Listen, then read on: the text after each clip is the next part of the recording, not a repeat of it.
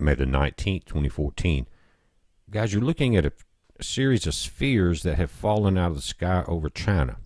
Now, this happened after the Russian rocket went down. They're denying that it was theirs. They're saying everything was burned up according to their radar.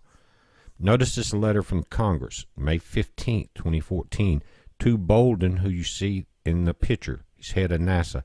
Also, May 15th, the rocket got shot down. Now, pay attention. It says, Dear Administrator Bolden, this is Congress wanting to know what the deal is, why there's tension between the U.S. and Russia. Why the hell do you think it's tension? You're putting sanctions on them. It says Russia's Deputy Prime Minister Dmitry Rogozin recently announced a series of measures designed to respond to the United States sanctions imposed after Russia annexed Crimea. Now, with the retirement of the space shuttle and cancellation of the Constellation program, the U.S. currently has no domestic capability to transport our astronauts to and from the International Space Station. Our international space partnerships, including our partnership with Russia, have historically endured political division. But Deputy Prime Minister Rogozin's statements raise serious concerns about the strength of this partnership. You can't sanction Russia without them responding. Mr. Rogozin said the Russian intends to reject a U.S. request to prolong the use of the ISS beyond 2020. To this end, Mr. Rogozin suggested that Russia could use the ISS without the U.S., saying the Russian segment can exist independently from the American one. Said the U.S. one cannot. We don't have any transport. The assertion raises serious questions about the stability of our partnership as we move forward. It is important that we fully understand our nation's independent capabilities with regard to the ISS operations. Now, this chess game is being played out long before the Ukraine. We've seen our shuttles, 2 of them be destroyed, one on launch, one on re-entry. We've seen now they cancel that program. Is this going to lead to a battle that brings down the International Space Station?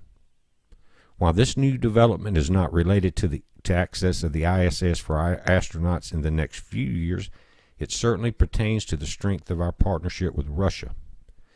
It says, and this is important, if Mr. Rogozin's statements prove to be accurate, we will have to take a step back and evaluate the cost and benefits of maintaining the ISS beyond 2020 without our Russian partners.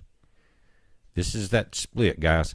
Again, will this cause the space station to be brought down? The U.S. will not tolerate Russian dominance in space. There will be a continued effort in the Star Wars, and it could get really nasty. It says, and again, this is the congressional letter just a few days ago. It says, please provide us. This is to head of NASA. Please provide a status briefing to the committee on the current international negotiations related to the proposed extension of the ISS beyond 2020. Assuming that NASA will focus the Commercial Crew Program on developing a domestic capability, the U.S. will have access to the ISS by 2017, either through a commercial crew partner or by utilizing an Orion crew capsule as a backup as directed by law. Aside from crew access, please provide a list of all the critical components, services, or capabilities that Russia or Roscosmos provides to the ISS partnership that are necessary for the continued operation of the ISS beyond 2020. Now, read between the lines here. Look at the dependence. Look how the structure has been shifted. It says, please provide an assessment of the potential impacts of the withdrawal of Russia and or Roscosmos from the ISS partnership after 2020. Please provide an assessment with the impact of restrictions on the delivery of the RD-180 or NK-33 engines on NASA. They can't do anything on this end. It says while the current restrictions are specific to engines that are intended to launch military payloads. Again, read between the lines. This may impact the price NASA pays for launch vehicles that utilize these engines, as decreases in supply may impact availability. I understand that the current situation is fluid and you may be still attempting to verify many of the reports. Please provide the requested information by May 28th. If you have any questions about this request, contact Tom Hammond, staff director.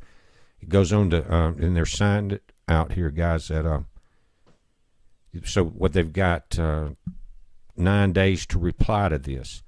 Now, this is not internet rumors. This is a document from the U.S. Congress. It's signed by Lamar Smith, Mo Brooks. You see this. Stephen Palazzo, representative from Mississippi there. But take a look at this. You can see the fuel connections at the top of the sphere. Again, they, I think, 8 over China. And there was some reported. I've got those reports here, guys. But you would not want to be hit with a 90-pound sphere falling from space. It said metal objects in the form of spheres surrounded by jagged edge crowns fell from the sky in northeastern China on Friday and Saturday. Altogether, 8 of these unidentifiable objects fell in the city of Zhikar. State-run media outlets reported that one of the balls was a little over 2 feet in diameter and weighed about 90 pounds.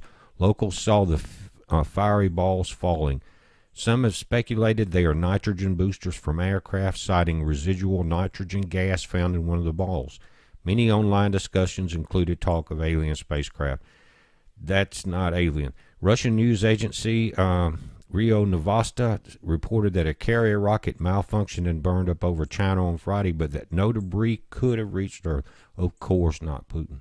The head of the Russian Federal Space Agency, Roscosmos, said reports have been confirmed that the carrier rocket, the booster, and the satellite completely burned up in the atmosphere. He said it happened over China.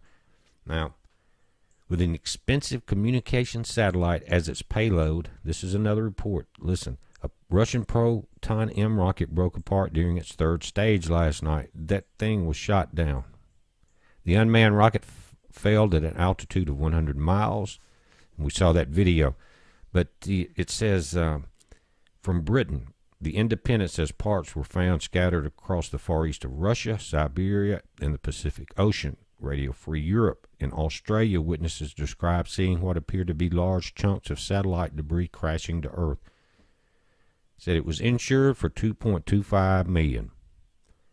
A lot of play in here, guys, but the failure was due to malfunction of the steering engine unit of the 3rd stage of the Proton M. It malfunctioned at 545th second of the flight. Now, Russia has had a lot of trouble with space flight. Remember Phobos Grunt, several other missions. But now the American space shuttle system is gone. And I do not think, as we look at Columbia, as it disintegrated coming in on its last mission, I do not think the U.S. will allow Russia to just take this over the way they have the Ukraine. Heads up, be safe.